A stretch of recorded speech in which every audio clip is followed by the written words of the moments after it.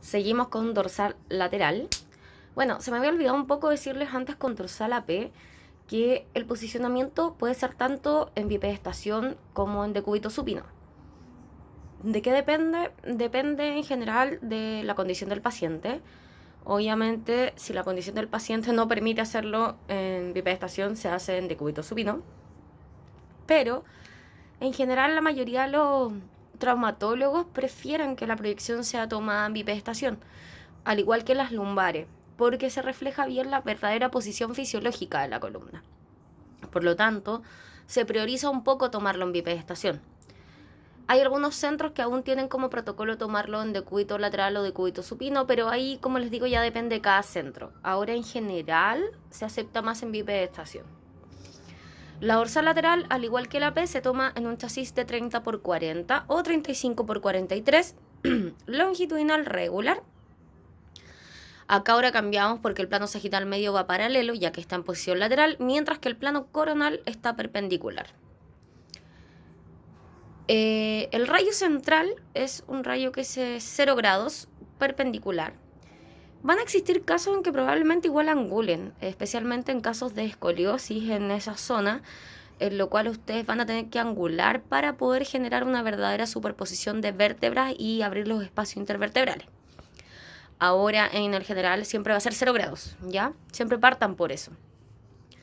El centraje, tenemos el primer centraje que es en el punto medio de la escotadura external con la apófisis sifoides, que es el mismo centraje que se ve en AP.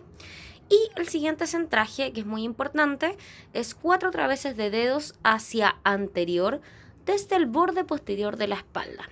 Les puse video porque yo ya les mandé un video cómo se posicionaba para que lo revisen, pero lo importante es que busquen la porción posterior, pongan ahí la manito y midan 4 dedos hacia anterior. Ahí debiese pasar el rayo longitudinal que sale desde el tubo. Se tiene que visualizar desde T1 a T12, ahí ya me faltó el 1, pero ahí ustedes se lo colocan. Sin embargo, es probable que T1 y T2 quede superpuesta con la cabeza humeral. Como está en posición lateral, el paciente obviamente eleva los brazos, ¿ya? Para desproyectar los brazos de la región de estudio. Pero a pesar de eso, en muchos casos la cabeza humeral tapa de igual forma las primeras 2 vértebras torácicas. No siempre se ven. Ahora, en muchos casos igual se ven, pero otras veces no. Por eso les puse que sin embargo es probable que T1 y T2 queden superpuestas con la cabeza humeral. ¿Qué otra cosa es importante? Lo mismo que hablamos en la proyección AP, que era realizarlo en inspiración debido a que queremos una densidad óptica homogénea. Recuerden que yo les dije que era como darle el mismo fondo a las vértebras. Queremos fondo de pulmón para que todas tengan la misma densidad óptica. No queremos un fondo hasta T7 de pulmón y de T7 a T12 con diafragma. ¿Ya? Vamos a arreglar aquí. Gracias. Otra cosa muy importante es no utilizar filtro de compensación. A pesar de que el tramo que estamos evaluando es el mismo en el AP y sabemos que las cervicales, las vértebras que son más cervicales son más pequeñas en comparación a las vértebras que son más hacia lumbar, tenemos un propio filtro. No es necesario poner uno más.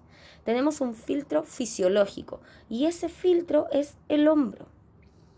Los hombros, en verdad. Como los hombros... hoy aquí tengo otro error. Escribí pésimo hoy día.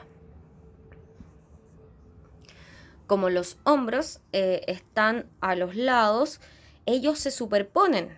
Entonces, aumentan la densidad en esa región y por eso actúan como unos filtros de compensación fisiológicos, ¿ya? Por lo tanto, en la proyección lateral no se usa filtro de compensación. Otra cosa importante es colimar estrictamente en sentido anteroposterior. Ya les expliqué que al colimar nosotros disminuimos un poco la radiación dispersa y podemos darle una mejor calidad de imagen a la estructura que estamos evaluando. Y otro punto importante es que aquí se visualizan los agujeros de conjunción, es decir, en la proyección lateral de la columna dorsal se ven los agujeros de conjunción, a diferencia de lo que pasaba en el tramo cervical. Recuerden que en el tramo cervical se podían evaluar las articulaciones facetarias o cigoapofisiarias, mientras que en cervical oblicuo ahí veíamos los agujeros de conjunción. En el tramo dorsal es al revés.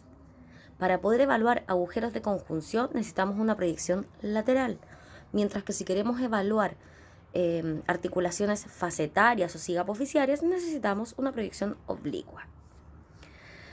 ¿Para qué otra cosa me sirve la proyección lateral? Para evaluar fracturas de compresión y otras más. Esa es una bastante común en esa región, por eso se las puse, pero hay varias más. Y para evaluar la cifosis. Recuerden que el tramo dorsal tiene una cifosis que es fisiológica, pero muchas veces esa cifosis está aumentada y el paciente está mucho más gibado, tiende a tener una especie de joroba. Entonces la proyección lateral permite evaluar qué tanto está aumentada esa cifosis, ¿ya? Y una cosa sumamente importante, que es una pregunta que siempre se hacen, es ¿qué lado debo apoyar para realizar la proyección lateral? Es decir, ¿pongo al paciente lateral derecho o lateral izquierdo? En general se apoya el lado izquierdo por un tema de que uno maneja más ese posicionamiento por el tórax lateral.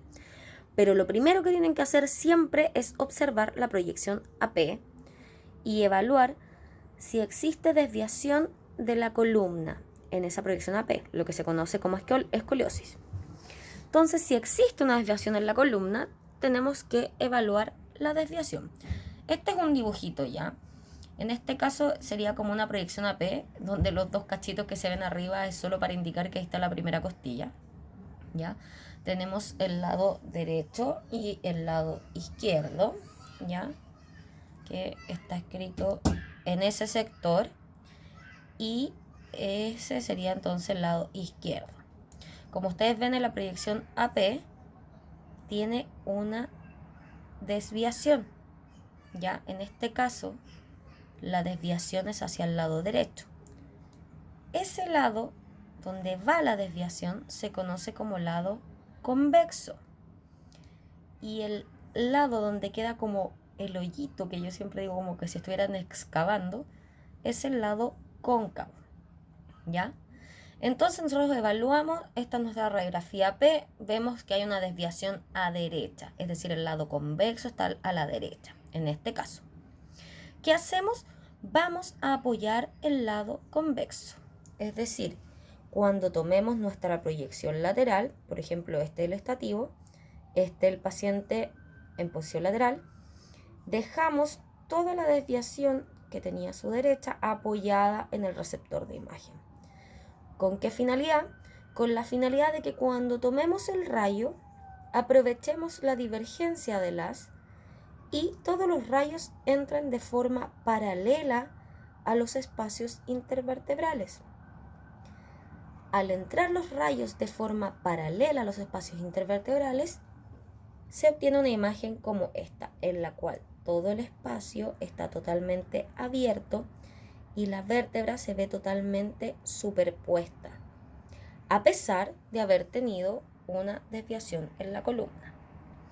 En estos mismos casos donde yo les decía que a lo mejor vamos a tener que angular muchas veces con la finalidad de que el rayo central entre totalmente paralelo, ¿ya?, a los espacios intervertebrales y así lograr una imagen que corresponda a una superposición total de las vértebras y espacios intervertebrales abiertos, ¿ya? Aquí está un poco el resumen de lo que se hace. Entonces se apoya el lado convexo, se aprovecha la divergencia del haz y de esta forma los rayos X entran paralelos a los espacios intervertebrales y se obtienen espacios intervertebrales abiertos en la radiografía. Este es un esquema básico de cómo se ve una radiografía lateral de columna dorsal, en donde estos serían los agujeros de conjunción, ya, que se generan entre los pedículos vertebrales. Y esta obviamente sería el cuerpo vertebral. Lo que sí, aquí recuerden que corre lo mismo que cervical en el sentido de rotación e inclinación, ¿ya? Si yo veo doble borde, ya, por ejemplo, en la pared anterior de la vértebra, es decir, un borde aquí y un borde acá, un doble borde en sentido antero-posterior, quiere decir que está rotado. Mientras que si yo evalúo, por ejemplo, el borde superior de la vértebra y veo un doble borde aquí, uno ahí y otro ahí, quiere decir que está inclinado, ¿ya? Les recomiendo que dibujen eso para que se acuerden bien. Y eso sería todo con dorsal lateral. Ahí quedó.